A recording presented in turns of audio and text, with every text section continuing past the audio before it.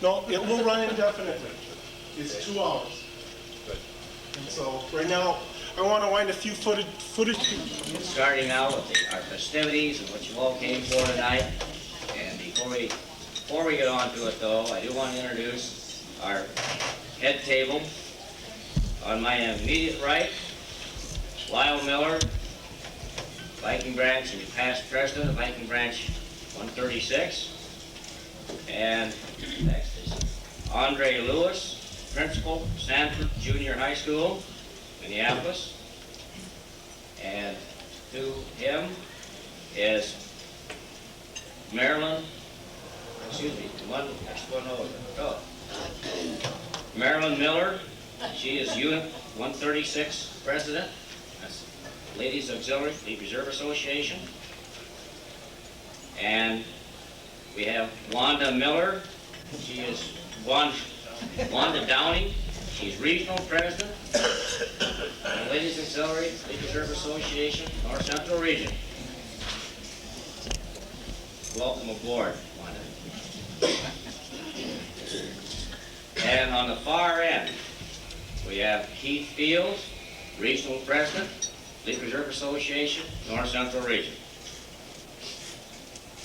And with the red hat on, we have none other than Townsend I. King, national president, Fleet Reserve Association.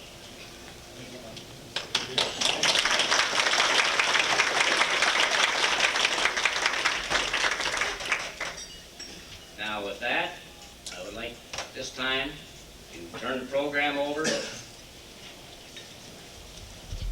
to Larry Cecil. He's Regional Americanism Patriotism Chairman for 1985-86. And he was also Regional Americanism Chairman 84-85. That's our association year, and of course that is the year in which students here successfully competed. Larry.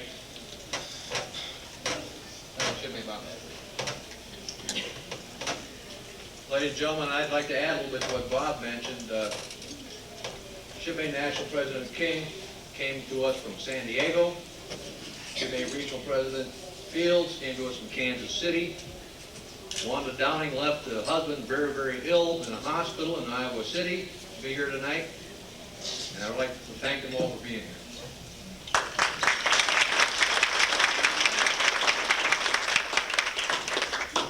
With that, I'll proceed to my canned speech. I'm going to ad-lib a little bit along the way, but for the time being, I'll read a little bit. Thank you for joining us this evening to pay tribute to the award-winning essayist sponsored by Viking Branch 136 in the 14th Annual Fleet Reserve Association's Americanism Essay Contest. I am pleased and proud to announce that in addition to the 6 branch-level awards to be presented, our students walked away with 1/3 of the regional awards available. This was quite an achievement based on the competition.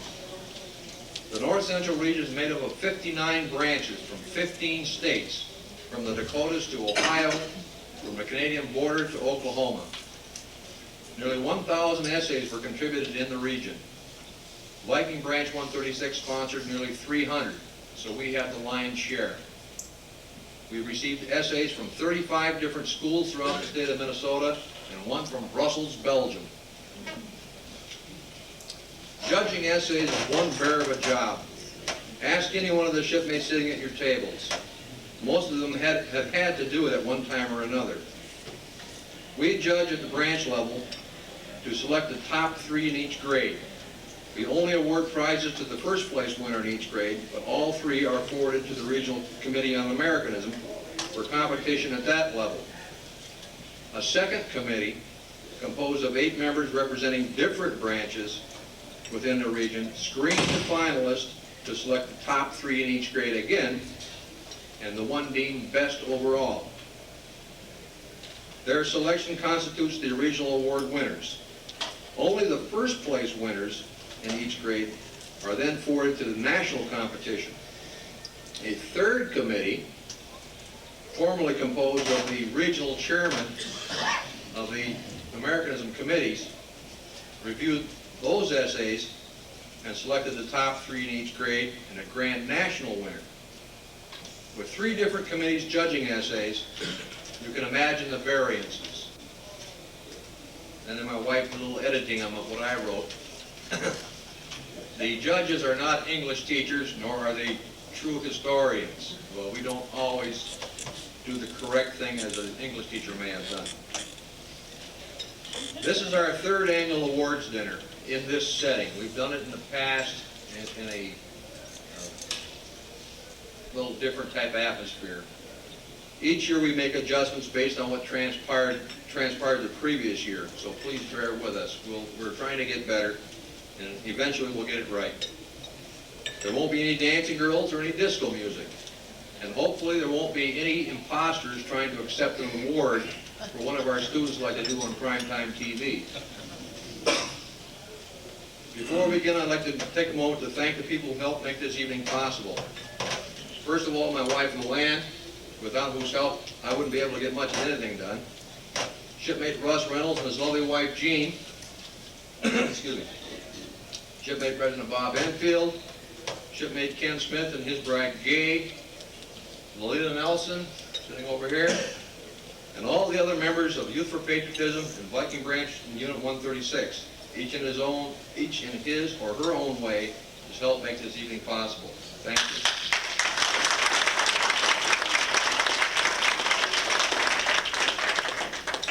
Shipmate President Enfield has already introduced the head table, so I'll forget about that. But I would like to take this opportunity to acknowledge several other individuals in the audience. Miss Barbara Fisher, representing Sperry Corporation.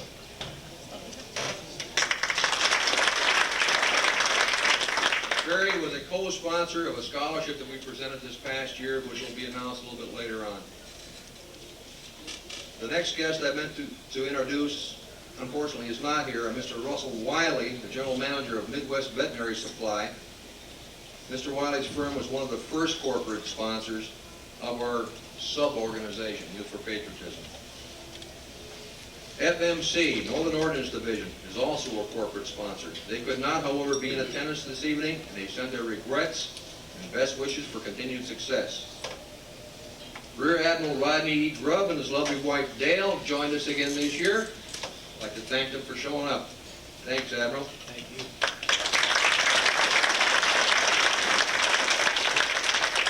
From the government side of the House, Hennepin County Commissioner Sam Savanas couldn't make it tonight. His former aide, Ed Grabowski, is here with us. Where you go, Ed?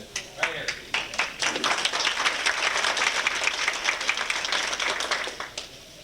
We sort of drafted these people to give us a little window dressing. Nobody ever heard of the Fleet Reserve Association or Youth for Patriotism. We're trying to change that. In the future, our names will be synonymous with patriotism, young Americans, scholarship. With that, let's get the show on the road. Shipmate Johnson, can you hear me out there?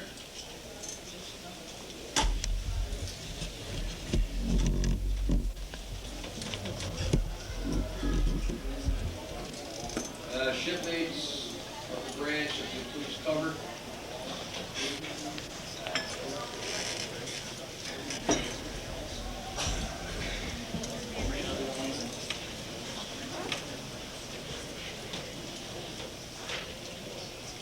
Shipmate Johnson, will you please have the Twin Cities Naval Sea Cadet Squadron post the colors. All rise, please.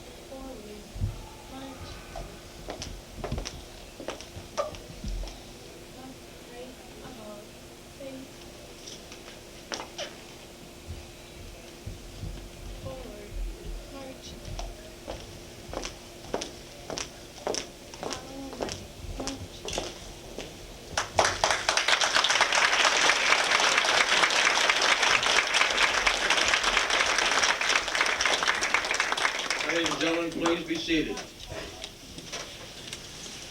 It's been said before, probably by me last year, our greatest natural resources are youth. We will now proceed to acknowledge some of our future.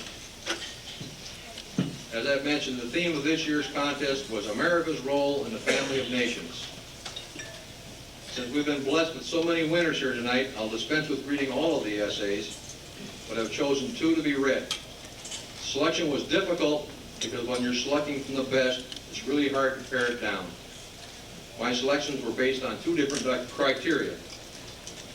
The first will be the only essays to reach the national level of competition, and the second will be that of a young lady who was an award winner 2 years ago and couldn't make it to the awards dinner at the last minute due to car problems. Tonight, both her parents are here, and they can share with us and doubly appreciate her efforts.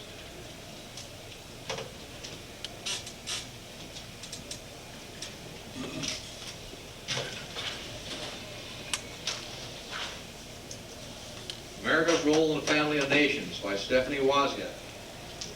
America has acquired a variety of roles in the family of nations. By right of birth, she became the daughter to a wise-aged couple and a sister to many countries. Now she acts as a foster mother to less fortunate nations. Like anybody, she cannot be the same thing to everyone. From the cradle of civilization came the genes for a democratic world. After their actual demise, ancient Greece and Rome bore America and her siblings. They left her a legacy of bicamerality to facilitate equality, freedom, honesty, and justice. Before she was even given a name, America was adopted by Great Britain. Other countries, along with Britain, raised America from infancy to adolescence. In America's late childhood, Britain's stern tutelage made her unhappy. She yearned to test her own ideas. After a bitter fight for independence, aided by an alliance with her sister France, she went on her way. Today, with maturity beyond her years, America holds the ideals of a strong young woman. She wants to help the less fortunate, unallied nations and the poor, underdeveloped countries of the world that look to her and her less sympathetic brother, the USSR, for aid. As much as anyone, America wants her relatives to be as prosperous as she. From birth to adulthood, America has assumed different roles toward her neighbors. Regardless of the event, she adapts herself to the needs of her existence and others' preservation. Having fulfilled the promise of greatness, she retains a major role in the family of nations.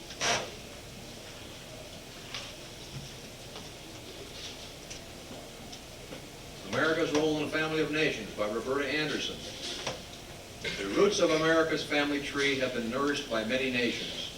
Our culture has family ties with all corners of the world. As each generation of our family matures, it has established America's role in the family of nations. America serves as a role model. As we honor the 20th anniversary of the Civil Rights Movement, there are nations that still experience the separation of races that leads to inequality and denial of civil rights. America has struggled with discrimination and worked to develop cooperation among the races that make up our human family. America's example speaks to the nations that still separate the races and deny basic human rights. America has taken a role in promoting fairness, justice, and peace among nations. We have taken an active role in the serious arms talks with the Soviet Union. America has worked to bring disputing family nations together in the Middle East negotiations. When the struggles are internal, as they are in Central America, America has given support to those groups that seek to protect the rights of the individual. My generation will determine America's role in the future. International understanding will help from our directions. I am a 4-H junior leader, and as a part of the United Nations International Youth Year, I am presently directing an exchange project. My club is in contact with your youth organizations from more than 40 other countries. We are exchanging information on our country's culture and history. We are also exchanging our nation's flags. These flags will be displayed as a unit to symbolize the relationships we recognize. it is important for each generation of Americans to recognize the common roots and the common goals shared by all members in this family of nations.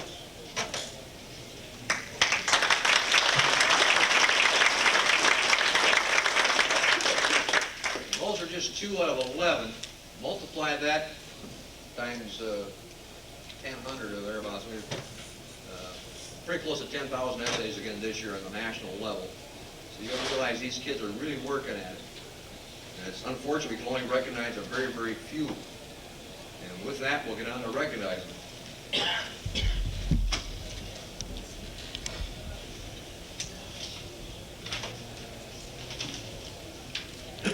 Because our awards tonight are both branch and regional, I will ask both the branch and regional presidents to assist me in their presentation.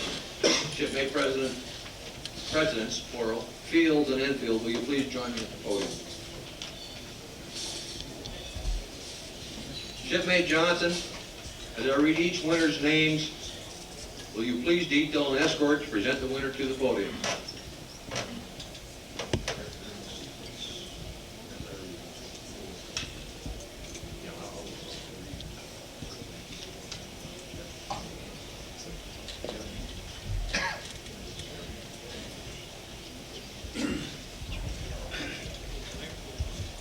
The son of Ron and Beverly Butler, first place branch level 7th grade and second place regional level 7th grade, Patrick Butler.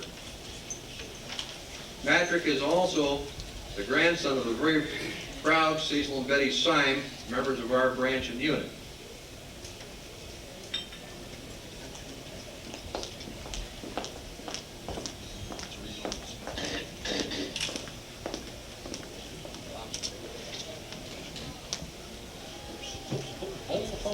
I got a bond to give you too.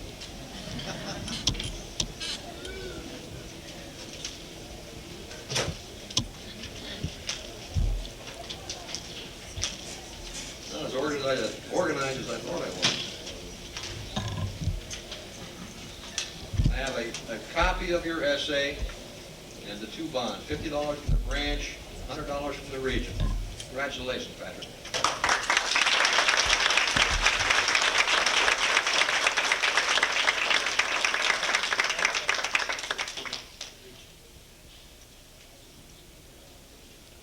Thanks, Patrick.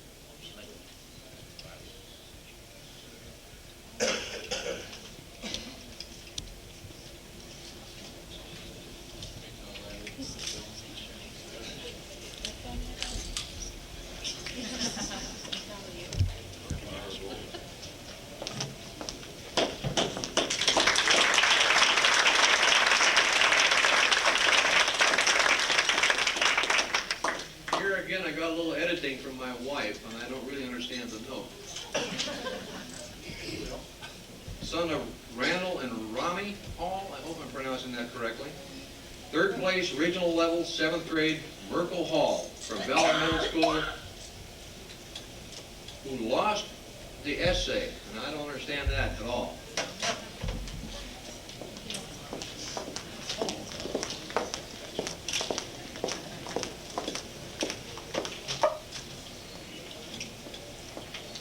Congratulations, Merkel. Here's a copy of your essay, $75 savings bond from the region.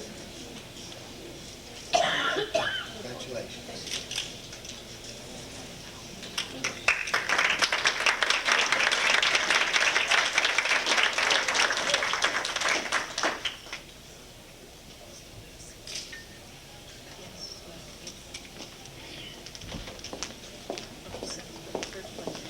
The next winner could not be here tonight. Called a couple of nights ago and said they unfortunately couldn't make it. They had planned to originally. Patricia Geske won first place branch level for the 8th grade. Her bond and plaque will be forwarded by mail. Okay, the daughter of Richard and Lee Miners, second place, regional level, 8th grade, Hallie Miners from Wayzata West. Sharon Hilliard was her teacher, and Mrs. Hilliard has been a real strong advocate of our program for the last 3 years I'm aware of.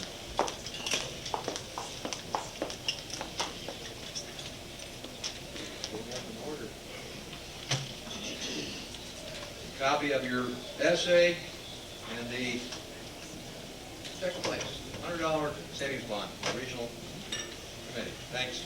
Congratulations.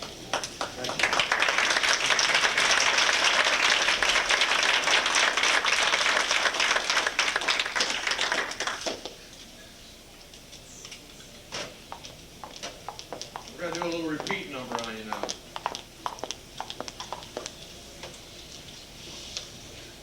The daughter of Ron and Beverly Butler, Kim.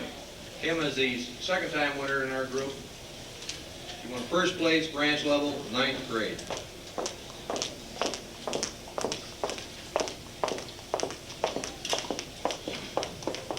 She's grown up a little bit from last year, too. Kim,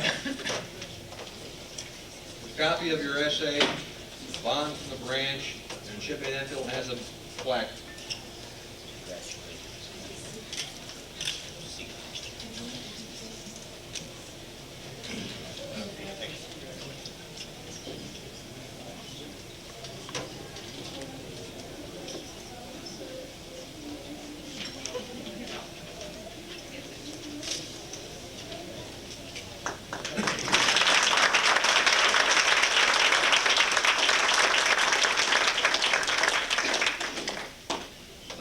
Jerry and Connie Anderson, first place, branch level, 10th grade, Roberta Anderson.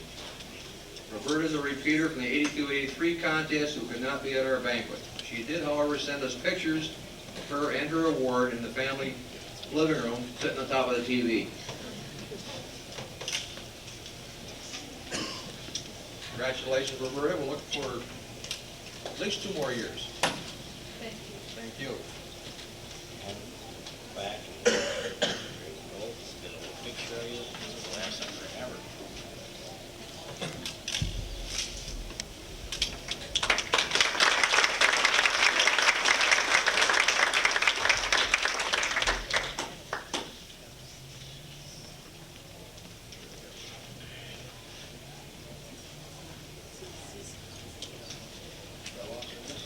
Stop the world. Some folks said to this. I read it in English. Here it is.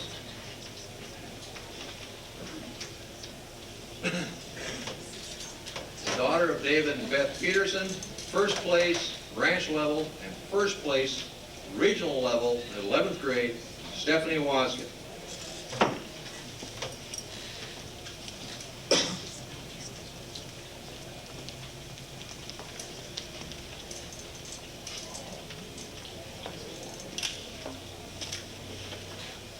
Stephanie, in addition to the trophies and plaques, bonds, we also have a certificate of recognition for your participation in the regional, or the national level competition signed by John N. Duthit, who was the national chairman for Americanism, and junior past president, national, George W. Brown. Congratulations. On the region, congratulations. First place.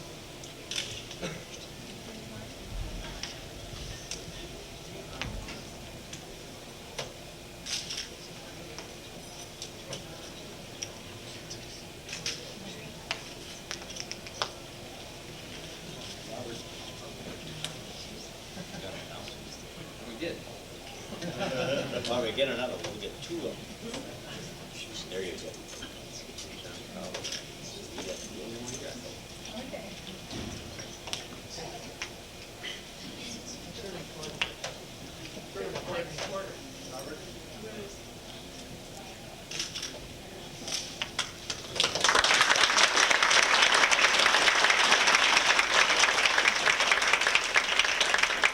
Last 2 I'm going to dwell on a little bit.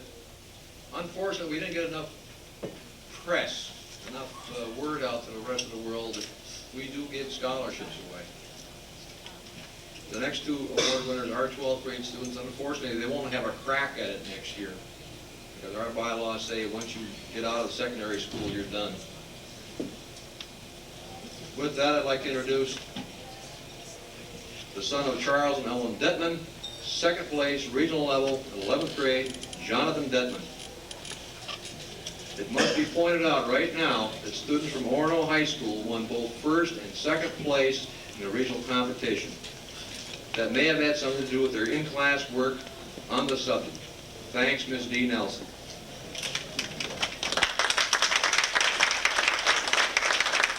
A copy of your essay and a savings bond from the regional committee.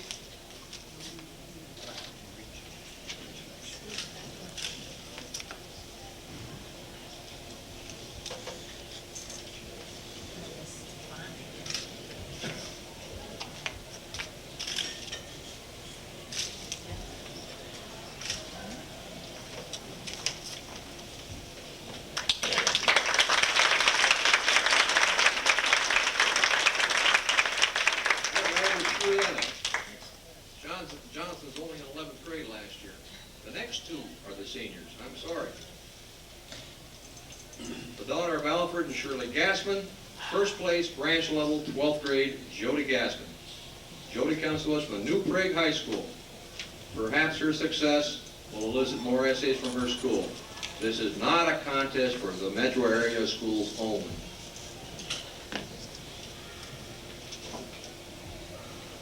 Jody, here's a copy of your essay and a $50 savings bond from branch 136. Congratulations. Happy to give this to you. Sorry.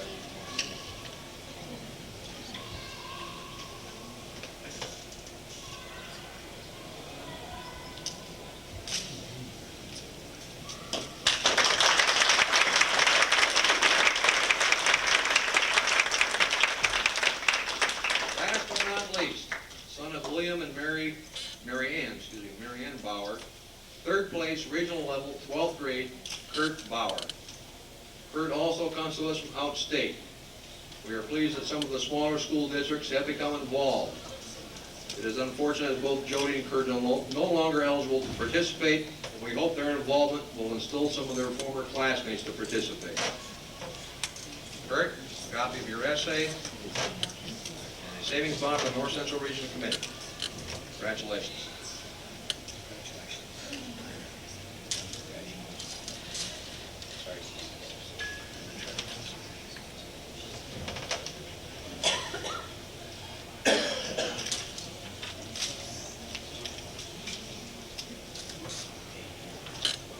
Bob, one more. And must be the end of a roll. Riley's on a roll.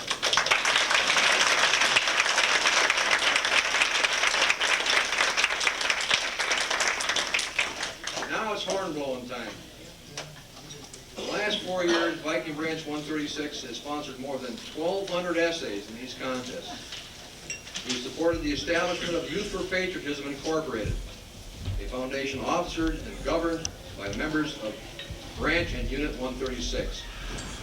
In its short life, Youth for Patriotism has awarded more than $7,000 in scholarships. We have been recognized by both national and regional bodies for our efforts by being recipients of many awards and trophies. All of them are mic'd in. Unfortunately, I'm the guy who gets the plaudits. My friends and co-workers can only bask in reflected glory. But we all know the acknowledgement is meant for the organization, not the individual. We've given scholarships to all kinds of students, but never from the metro area. The closest we got was 2 years ago when we gave one to a young lady from Lakeville. This year, the closest we could come was Caledonia. For those of you who don't know, Caledonia is about a 4 hours drive from Minneapolis, southeast of Rochester. For peace. Although she's not with us tonight, I would like to read from the biography of Miss Christine Holly Engen, winner of the Fleet Reserve Association Youth for Patriotism Sperry Corporation Scholarship.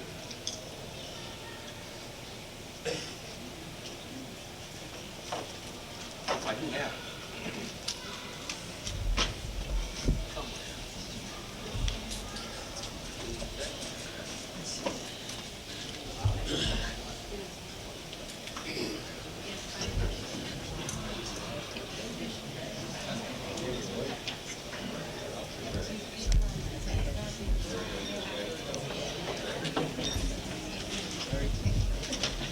part of the application procedure for the scholarship, we send to each of these individuals an application form, and we ask them to give us a short biographical sketch.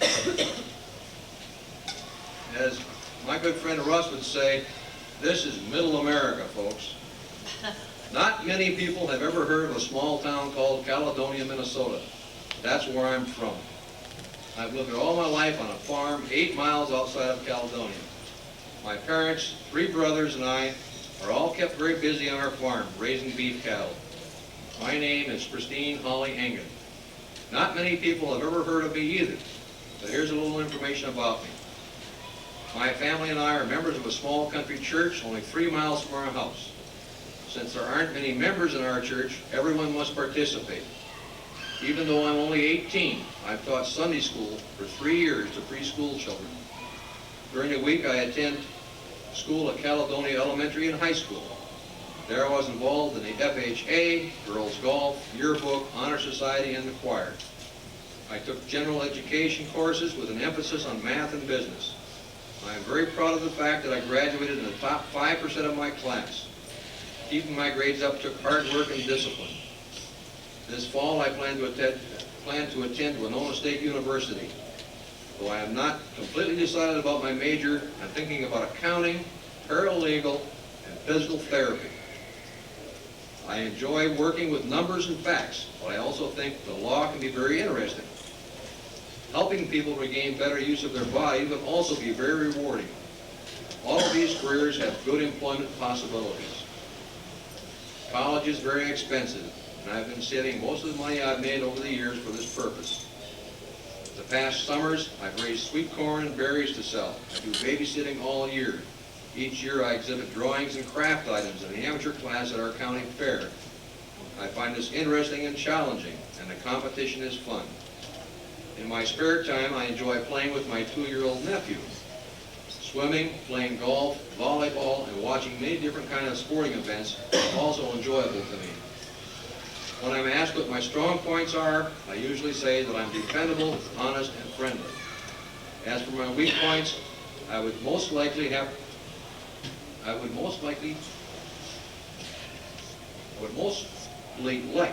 to have more self-confidence. Now that you know a little bit about me, you can say you've heard of Caledonia, Minnesota, and Christine Holly Engen.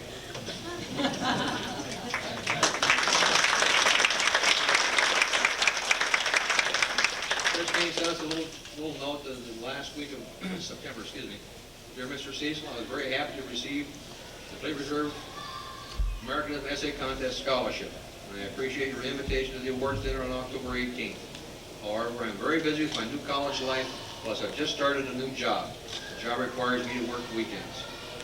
Although I would certainly like to attend the banquet, I'm reluctant to ask my new employer for time off so soon after starting my job. So I must decline your kind invitation. Thank you again for the scholarship I received.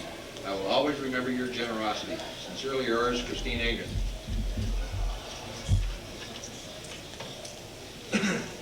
With that, I'd like to ask, I lost my place in my script. I'd like to ask Barbara Fisher to join me at the podium, please.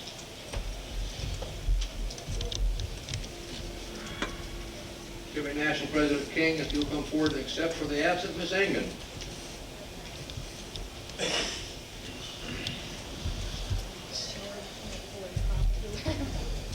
On behalf of the Reserve Association for Patriotism and SPARE, it's the longest scholarship we've ever heard of. I present this to Christine Engen. Thank you very much on behalf of Christine. I know she'll.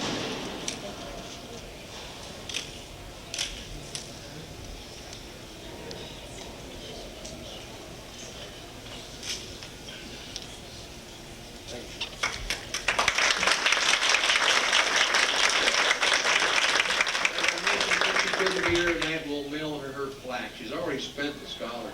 You know, it doesn't take much to eat up the scholarship these days with the cost of tuition going up so high. I'd now like to introduce Mr. Andre Lewis, principal of the Sanford Junior High School in Minneapolis. I've spoken briefly with Mr. Lewis to let him know who we are and what we're about. I'm sure that wasn't enough. Hopefully the last few minutes of sharing with the students and their parents is giving them something to work on. Mr. Lewis?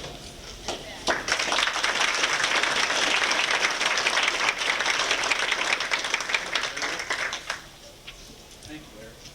It's a unique pleasure for me to be here this evening with you.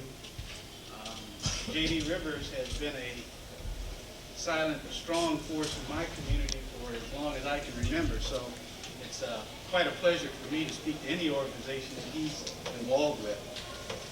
It's really a challenge. It's like the challenge my mother has getting me up to go to school. When the clock rings at 6 a.m., she comes in and says, "Andre, it's time to go to school." And I usually say, "Well, Ma, I don't want to go." And she'll throw the covers back and say, "Andre, you have to go to school." And I'll say, "Oh, Ma, I don't want to go. I really don't want to go today." And she'll shake me and she'll say, "You have to go. You're the principal." But the real challenge is to... That went off better than I thought. The real challenge, though, is to discuss with such a diverse group as this a topic that is critical, the state of patriotism in our community today.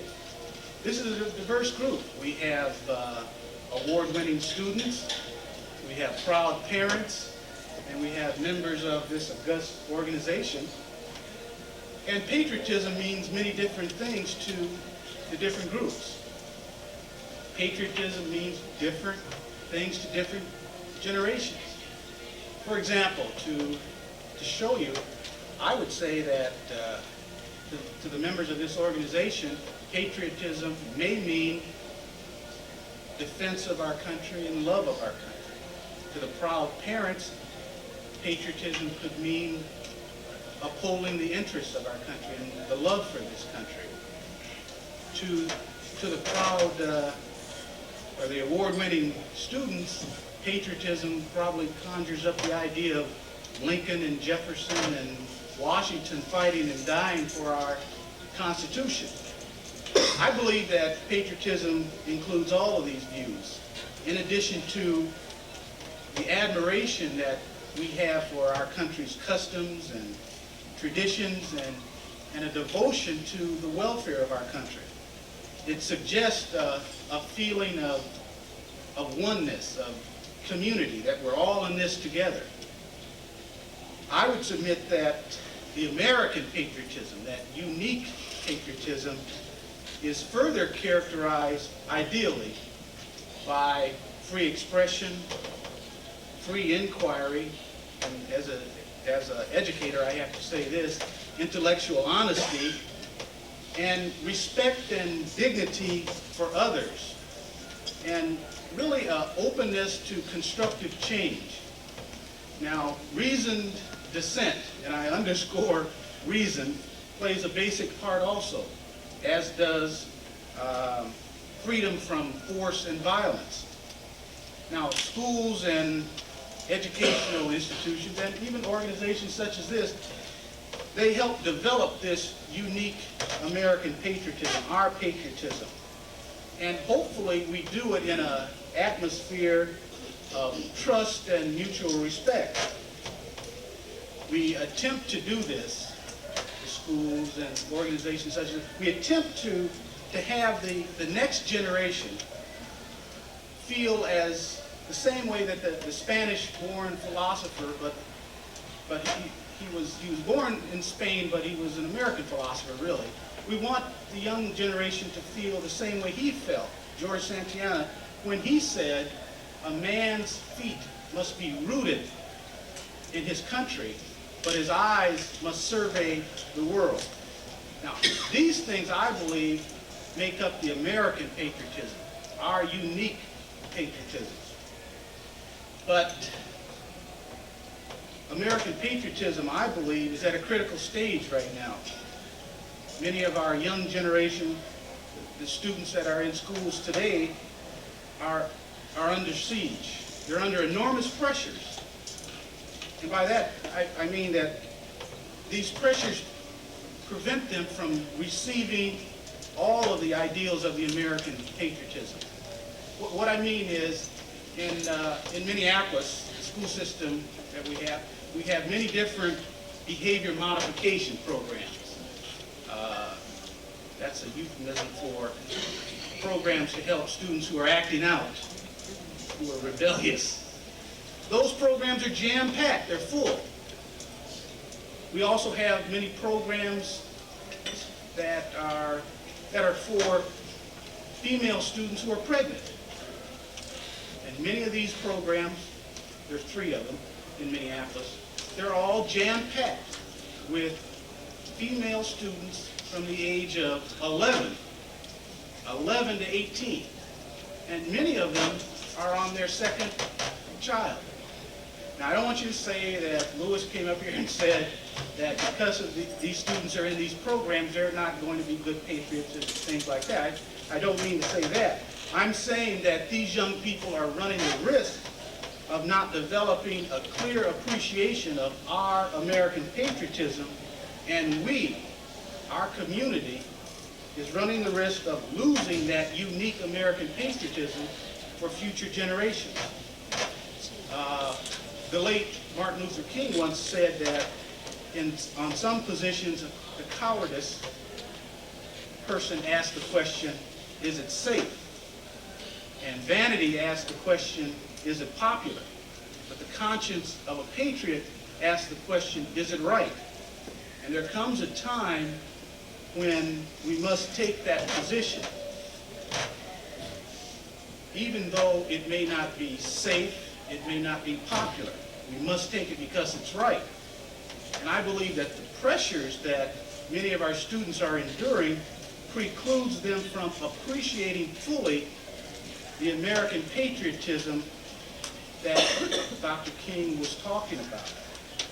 But there's hope, and it's quite evident by our 11 award winners tonight and their parents, the parents who ensured that these young people develop an appreciation for our unique American patriotism. These award winners, they've done well. People like Stephanie, who offered service. They've shed light. They've held out hope for us. They've stirred others from apathy and indifference. And they've helped others along the way. And they've given educators such as myself a renewed faith in the education profession. Now, I know many of our award winners may say, well, Andre, as I get older, I may backslide. I may forget some of the ideals of the American patriotism. Now, to avoid against that, I've come up with 12 pieces of advice and insight. And you might want to take some notes. Inside every principal, there's a teacher inside trying to get out and get you to take notes and take tests and things like that. But I want you to remember that they're mushy. Hopefully they're funny, but I offer them to you with my heartfelt sincerity. Now, the first one is advice. Number 1. There are 12 of them now. And I don't know why there's 12. It's like 12 disciples and 12 members of the jury, but I guess it's an easy dozen. But number 1 is advice. And this is for the award winners. Honor your mother and father. Your trip thus far through life has cost them millions of hours of anxiety and tears, and at last count approximately $110,000. And you recently, I would imagine, being an educator, you've recently given them more concern than comfort. But they're still convinced that you're worth it. And if today you still have an appreciation for the love and service they've given you, you might want to, after we leave tonight, give them a big hug and a kiss, and maybe even tomorrow morning, make your own bed. Number 2 is insight. The atmosphere at home will largely, and not only at home, the atmosphere at home or at work will largely be determined by the member of the family or the member of the group with the nastiest disposition. Number 3 is advice. Frequently do what you don't want to do. And you might as well learn it now and don't wait late in life like I did. You're going to do a lot of things in life that you don't want to do. You might as well get used to doing it now than wait until my age to learn that. Number 4 is insight, and members of this organization probably know this quite well.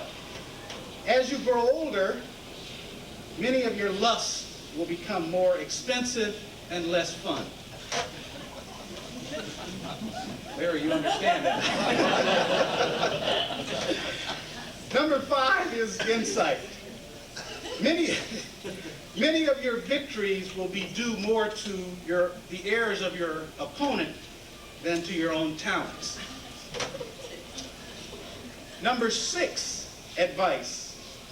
Deplore, protest, and work to eradicate corruption in government, greed in business, poison in the air and in the water and in the soil, and cruelty in nursing homes.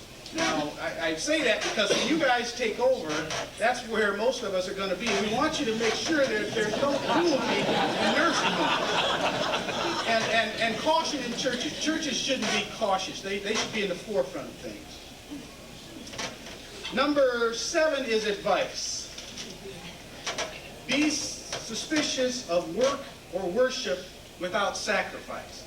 Now, at my school, the kids, when I get up and talk to them and lecture to them, they say, "Oh, Louis, you have to break that down. We don't understand." And basically what that means is you don't get something for nothing. Number 8 is advice. Muzzle the teller of ethnic jokes. That old saying, "Sticks and stones will break your bones, but names will never hurt," that's a lie. Names do hurt, and particularly ethnic names. Okay. Number 9, insight. Strong talk will not make you stronger. Number 10 is advice. Keep calm, remain unruffled, and do not twitch when hornets come buzzing. They will soon fly away in search of more challenging encounters and more abundant sweetness. Respond the same way when dealing with hornet-like people. Number 11, advice. Do not try to be your own significant other. And number 12 is advice, and I'm going to take my own advice. Don't always expect a standing ovation. Now, finally, to the students, I want to say congratulations. To the proud parents, well done. You should be very proud. And to members of this organization, an outstanding job. Thank you.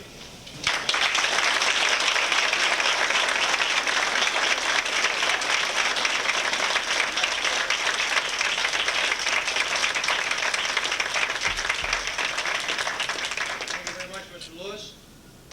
For my last act, I'd like the audience to bear with me for a moment. This is not truly Americanism, but it's about an American. What we're about to hear right now is about a man who truly believes in young people, his community, and making life just a little better for everyone. That man is one of our own. A shipmate, the recipient of Channel 11's award for the 11 who care, and one hell of a man, J.D. Rivers. J.D., come up here.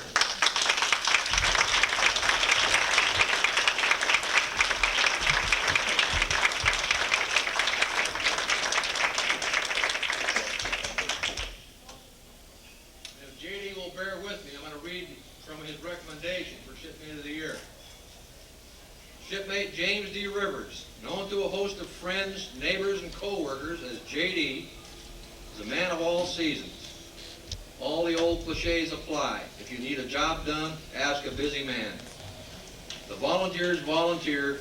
Shipmate Rivers has devoted his post-retirement life to volunteerism for his association, his neighbors, his community, and his country. He is a member, delegate, chairman, or advisor to no less than 12 organizations at any one time. To tally his hours, one would have to observe all the hours of the day and night, 7 days a week. In his home, on the road, at the state legislature, the county board, the mayor's office, corporate magnates' offices, or private citizens' homes, Shipmate Rivers plies his silver tongue and procures funds for projects, answers the citizens' complaints, and support for the community programs. Over the years, Shipmate Rivers has earned a reputation as a doer. His associates say, did JD have something to do with this? Can JD do anything about this? Or maybe JD can find the funds. As a result of his activism, Shipmate Rivers has received many personal accolades from public figures. Vice President Hubert Humphrey, Vice President Walter Mondale, governors of Minnesota, mayors of Minneapolis, chiefs of police, directors of major charities, etc. The most recent is from President Ronald Reagan on the occasion of JD's selection as one of the 11 who care. For his efforts in working with the young people of North Minneapolis at the YMCA, church youth groups, NAACP youth groups, 4-H clubs affiliated with the Hennepin County Agricultural Extension Service of the University of Minnesota, and the expanded food and nutrition education program, Shipmate Rivers was selected as a recipient of an award of $1,100 which he donated to the American Red Cross and the Hospitality House. JD's contribution was matched by the sponsoring television station.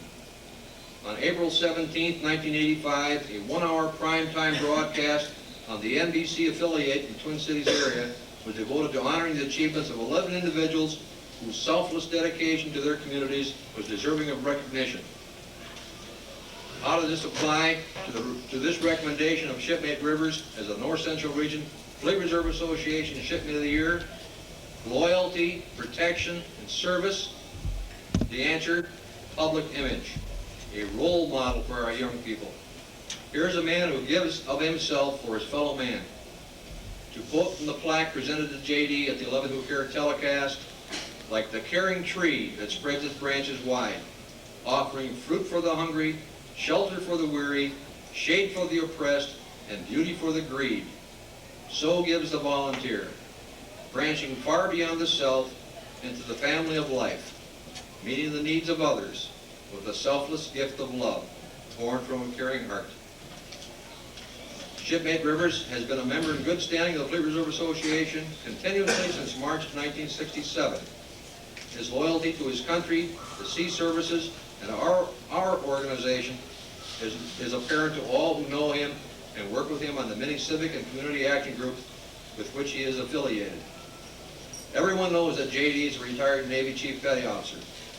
On the recent television special honoring him and the others for their volunteer work, JD is seen working with a group of youngsters, baseball cap emblazoned with the FRA emblem perched jauntily on his head. Shipmate Rivers fulfills the protection portion of our credo by sponsoring and furthering measures beneficial to all, not just his shipmates, but to all citizens. Specifics will be dealt with under service. Shipmate Rivers renders service to his shipmates, his neighbors, and his fellow citizens through his efforts as a volunteer on the many youth, civic, political, and community programs. JD serves as an unpaid volunteer in the following groups: Governing Body, Minneapolis Chapter, American Red Cross; Board of Governors, YMCA Metropolitan District; Adult Advisory, NAACP Youth Scholarship Program; Chairman, Operation Clean Sweep; Member, Friends of the Minneapolis Public Libraries; Board Member, Hennepin County Agricultural Extension Service of the University of Minnesota; Member, Theodore Wirth Park Advisory Committee; Member, Minneapolis Urban League Seniors Program; Member, Minneapolis Election Committee; Chairman, 5th Precinct, Minnesota DFL; Chairman, 5th Ward, Minnesota DFL; Member, Science Museum of Minnesota; Board Member, Hospitality House Incorporated; Board Member, Our Preschool Daycare Center; Board Member, African American Cultural Center. Shipmate Rivers is especially proud of his participation in 2 programs. In 1980-81, he procured funds in the amount of $45,000 from the Hennepin County Board to support the expanded food nutrition education program. This program teaches welfare recipients to budget their monies and food stamps and provides nutrition training for healthier families. Through JD's sponsorship, this program has grown And the funding approved for 1985-86 is in excess of $200,000. JD is the founder of the Minneapolis 4-H Children's Garden. He persuaded the Minneapolis Park Board to provide the land, local nurseries and discount stores to provide the seedlings and fertilizer, the Dayton Hudson Foundation to provide funding for supervisors and instructors, Minnesota Toro Incorporated to provide a tiller, and the Hennepin County Agriculture Extension Service of the University of Minnesota to coordinate all activities with the 4-H chapters. This project brings together approximately 150 youngsters from various community centers in the inner city who work in teams on small garden plots, are taught the essentials of gardening, nutritional values of what they grow, and to keep records of the costs and the values of what is grown. The produce of the garden is donated to neighborhood food shelves and senior citizen centers. Okay, appended to this recommendation are copies, and it's about that thick. Newspaper clippings, testimonials, and citations for Shipmate Rivers. It is for these activities and the many other unspecified acts of volunteerism that he has performed that the membership of Viking Branch 136 unreservedly recommended James D. Rivers as North Central Region Fleet Reserve Association Shipmate of the Year. And guess what? He won.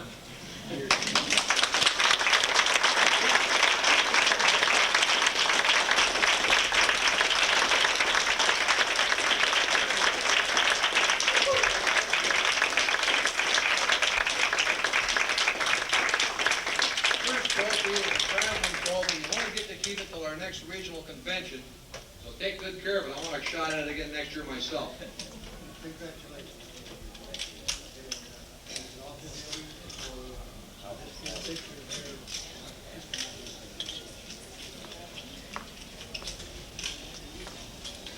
And because this is a traveling trophy and he'll lose it next September or August, we've got one more for him to hang on the wall forever.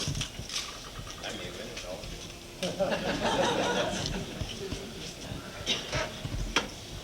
This is from your shipmates, Branch 136. Fleet Reserve Association, North Central Region, James D. Rivers, Shipmate of the Year, 1985.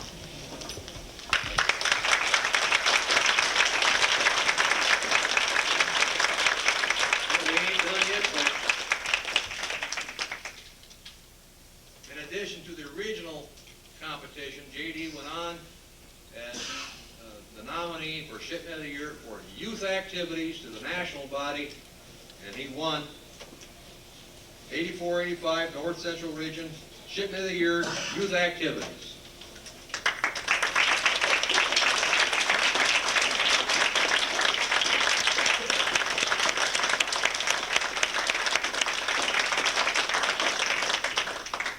I had some more things in my script that I didn't tell everybody about, so I'll add it as a post note. Although his credentials are overwhelming, I'd like to tell you a little bit about the man that I know. I personally met JD in 1956 when I was just a boot. I was very young and impressionable, and I met the chief, a man who cared about his people. He carried the same attitude into retirement. He cares. I'm proud to say I know Jim Rivers went.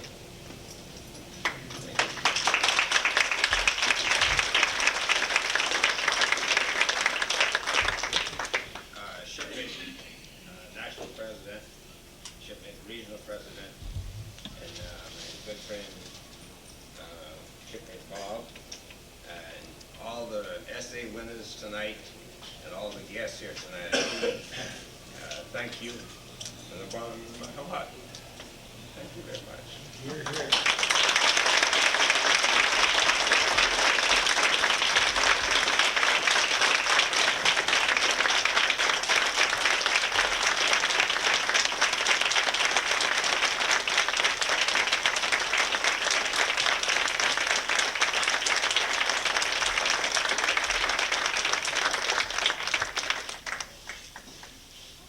But there's another big trophy up here. The Shanghai Betsy Award. Branch 136 has won it two of the last 3 years. We intend to keep winning it. It's for the best Americanism program in the North Central region. And we'll do our damnedest to keep winning it. With that, I'd like to I understand there are two 2 teachers in the class, or in the room, plus an administrator. I have in my possession a videotape 13 and a half minutes long. Centennial for Liberty. It's a film about what's wrong with the Statue of Liberty and why it's being refurbished